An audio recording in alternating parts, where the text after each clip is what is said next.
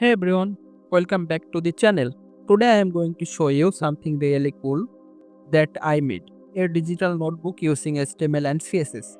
Let's like a real paper notebook write in your browser. And I cannot wait to show you how it works.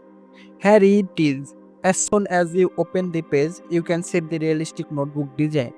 The paper effect to create a new white background, a subtitle shadows, and even a red margin line on the left, just like an actual notebook page. And the best part, you can type directly on it just like you would on paper. I even added a friendly welcome message. Hello everyone, welcome to notebook. Let me show you how I build it. First I created a simple HTML file and the structure, a div with the paper class which acts like the notebook page. Inside that, there's another div called paper content, and that's where the text area goes to typing notes. Then I style is the CSS to make it like a real notebook. The paper has a soft shadow, rounded corner, and light gray background. And left margin is created using the for pseudo element with a red vertical line and dotted holes, just like a binder notebook. The paper lines are made using linear gradient background that repeats every 30 pixels, giving that line paper effect.